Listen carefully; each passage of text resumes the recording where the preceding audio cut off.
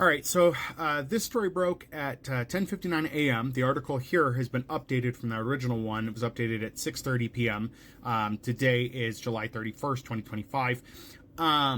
So I knew something was happening, but I wasn't sure what was happening yet. When I first saw this, it was El Paso County Sheriff's Department had said they were working with Department of Homeland Security. Turns out it was raid activity, ICE activity. This happened this morning, obviously, and they were apparently after two construction workers in the area. The article states that here. You can read through and see these details. I'm just going to kind of sum some of this up if you haven't seen it. One of the people that the ICE agents were after attempted to flee. For obvious reasons, we know what's been going on with ICE, and he did attempt to run over two of the agents. They did respond to that by chasing that person and shooting at them while the person was in their vehicle, from what I understand. But I was sent additional information. Somebody contacted me and they let me know that in the process of what was going on, I guess ICE was indiscriminately firing into the neighborhood.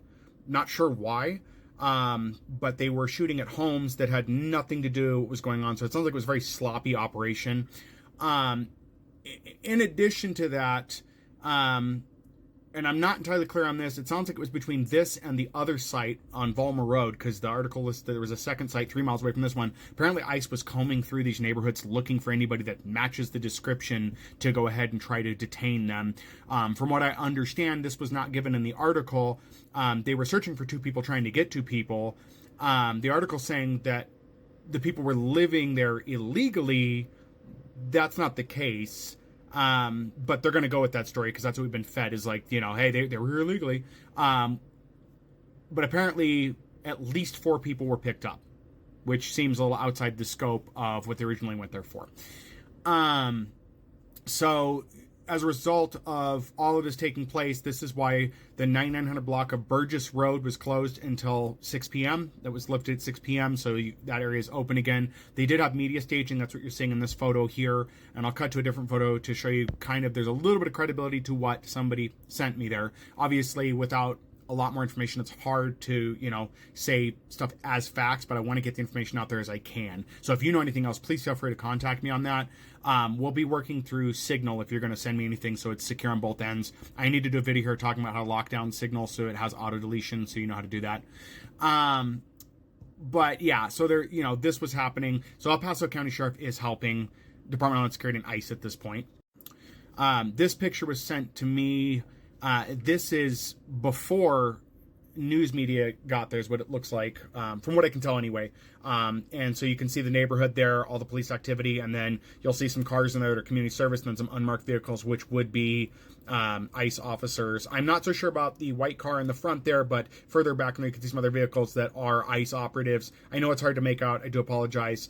But that's what we've got here. I know it's not a lot. I know KKTV reported part of it, but KKTV and local news is leaving out portions which I think are important. We're not getting other details, like how many people were picked up total. We're not knowing that. That seems to be obscured, or nobody's asking those questions.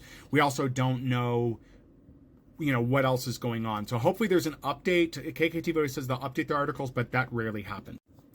So I wanted to do the last portion of this video with some information where you guys can help me out and I can help you out. And so here is what I would like you to do. If you are in this area or any of these areas where this is happening, please get video and pictures. It's very important you get those. The more that we have, the better we can get information that's not going to be reported in the news, may not be reported in the news, or that the media is not going to use, not going to get, those kind of things. And then get it to somebody like me or another person on social media who's talking about these things, so we can have that information to look through and report on, or get that information out. I'm not a reporter, but I am going to put the information out there where I can. So get pictures, get video, get as much as you can. Use Signal app to get a hold of me if you can. You are free to message me through TikTok. My message is opening, and say, hey, I have some information you may want.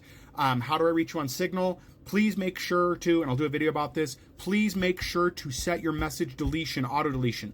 Remember, with Signal, only the 2 people who are sharing the messages have the messages. If one person sets auto deletion, it dumps it from the other end. So please have that in place. I will do a video on how to use Signal there, since you guys loved the last Signal video I did. It's one of my more popular videos here. I will go over how to do that. Secondarily, you need to be reaching out to the Colorado Rapid Response Network. They can be reached at 1-844-864-8341. You can report ICE activity there, raids that have taken place, raids that are ongoing, those kind of things.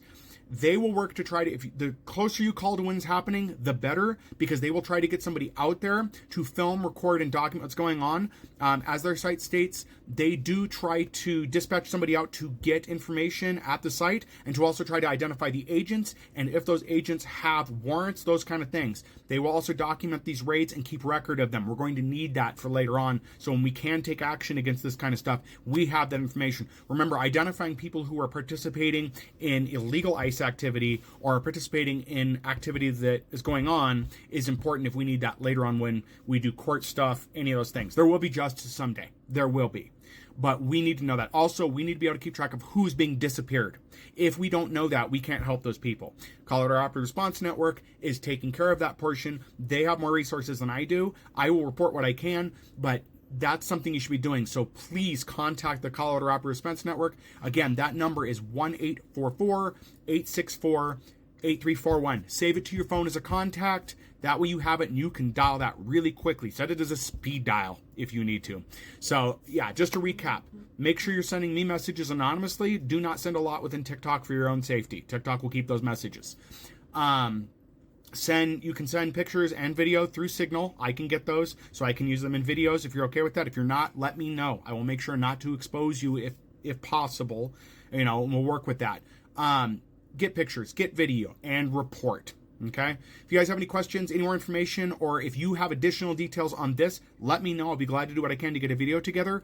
We have to stay informed, guys, because we cannot rely on news to give us any more than what they're going to report the small amount on. I do feel like a lot of details are being left out of the KKTV article, but go read the article. Let me know what you think. And leave your comments, questions below. And hopefully, we can keep track of these things. Hope this information helps you guys, and I look forward to being able to make videos with more information in the future. Again, I know there's not exactly full concrete here, but I have no reason to suspect the person who contacted me would have any reason to lie about anything.